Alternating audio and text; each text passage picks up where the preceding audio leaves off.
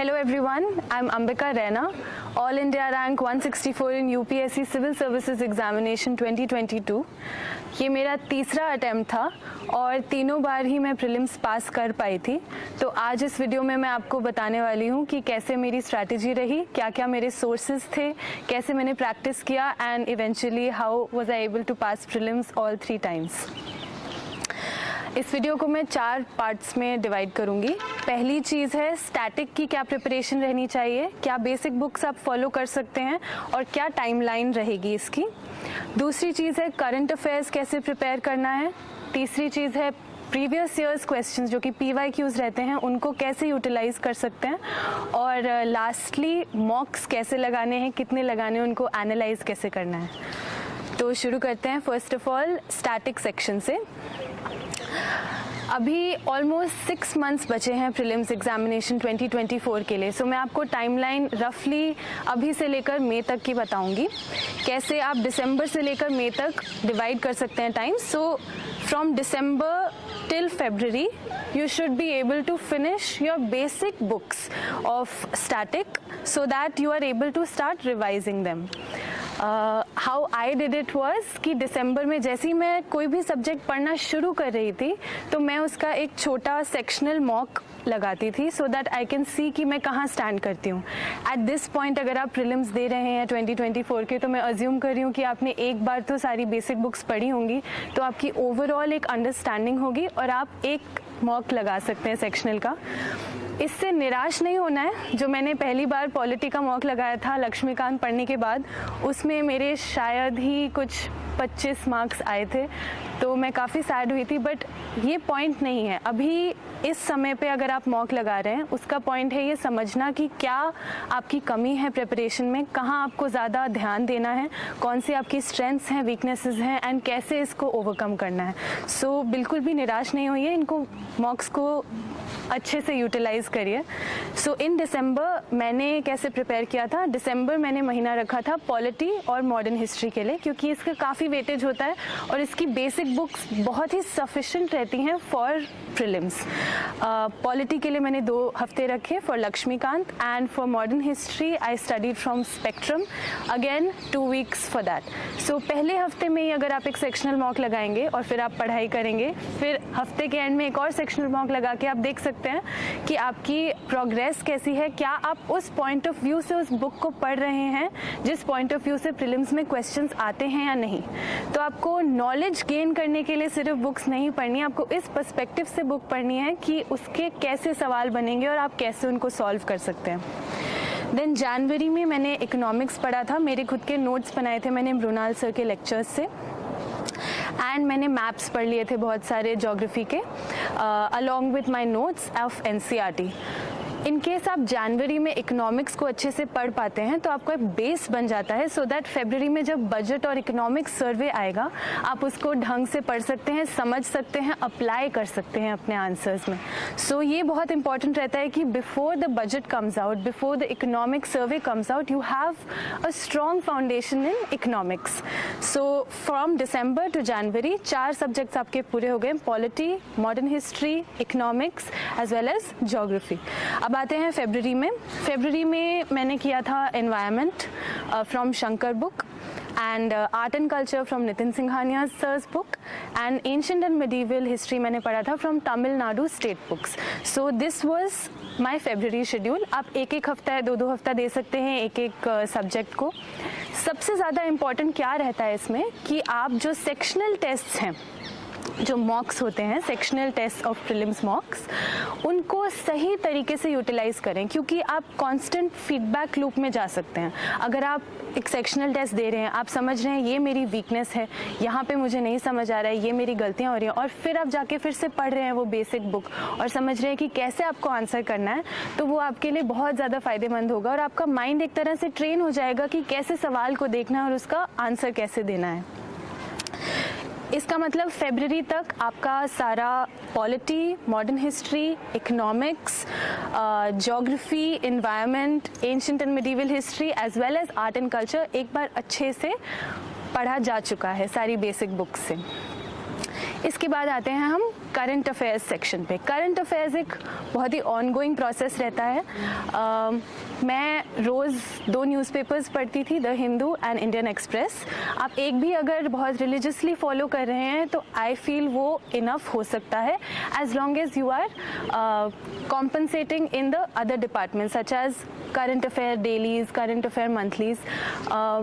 I used to solve 10 questions every day, जो कि बहुत सारी कोचिंग इंस्टीट्यूट्स होते हैं वो रोज़ 5 questions a day, 5 questions a day ऐसे करके बनाते हैं रोज़ प्रीलिम्स के लिए। तो मैं रोज़ 2-3 वेबसाइट से 5-10 क्वेश्चन सॉल्व करती रहती थी रात को बैठ के।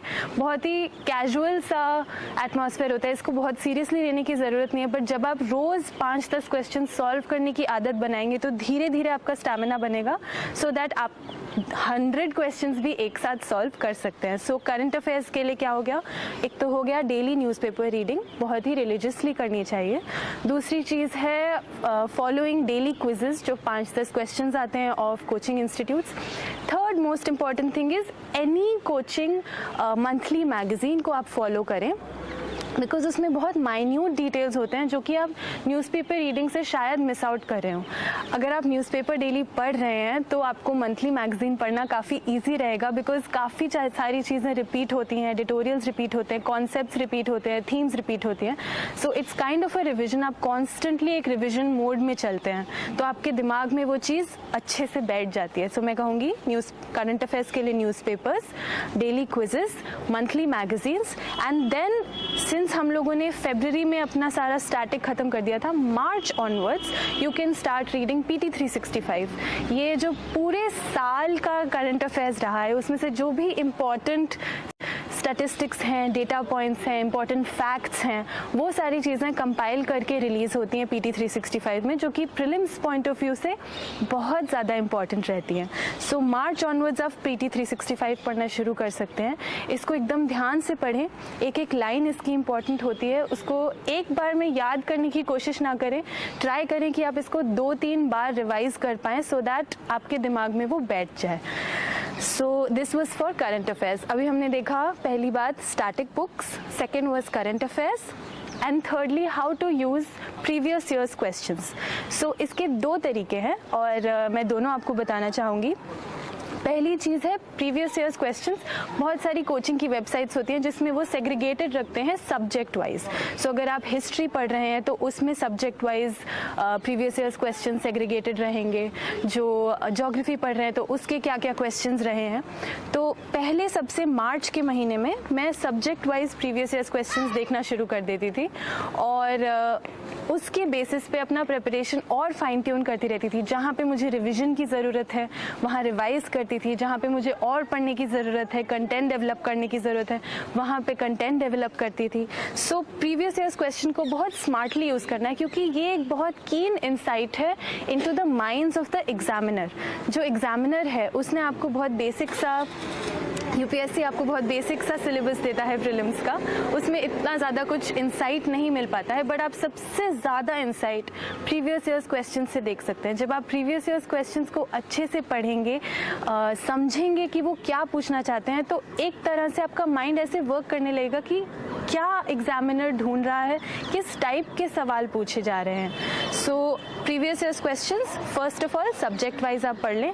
उसके बाद जब अप्रैल और मई का महीना आता है और प्रीलिम्स बहुत क्लोज हो जाता है, तो मैंने काफ़ी सारे प्रीवियस ईयर्स क्वेश्चंस जो पिछले 5-10 साल के प्रीवियस ईयर्स क्वेश्चंस होंगे वो पूरे सॉल्व किए थे, प्रॉपर एग्जाम टाइप एनवायरनमेंट में बैठ के, विदाउट सीइंग द आंसर्स, सही तरीके से बिहेवियर रख के कि मैं एग्ज़ाम हॉल में बैठी हूँ, सो दैट मेरे माइंड को समझ में आए कि ये सीरियसली लेना है और स्टेक्स बहुत हाई हैं, और उसी तरीके से उसी माइंडसेट के साथ वो सॉल्व किए जैसे कि मैं एक्चुअल एग्ज़ाम दे रही हूँ। तो आप प्रीवियस ईयर्स क्वेश्चंस को ऐसे भी यूज़ कर सकते हैं, क्योंकि एग्जाम टाइप एनवायरनमेंट में कैसे आप अप्रोच करेंगे चीज़ों को वो बहुत डिफरेंट होता है from the comfort of your home. So ये तीसरी चीज़ देख ली हमने, प्रीवियस ईयर्स क्वेश्चंस को कैसे यूज़ करना है। Now lastly but most importantly, मॉक्स कैसे लगाने हैं प्रीलिम्स के। If I see one thing which helped me pass prelims every single time, I will definitely say it was the number of mocks I gave and how I analyzed it. तो सिर्फ ये important नहीं रहता है कि आप कितने सारे मॉक्स लगा रहे हैं, उसके साथ साथ इक्वली इम्पॉर्टेंट ये रहता है कि आप उसको एनालाइज कैसे कर रहे हैं.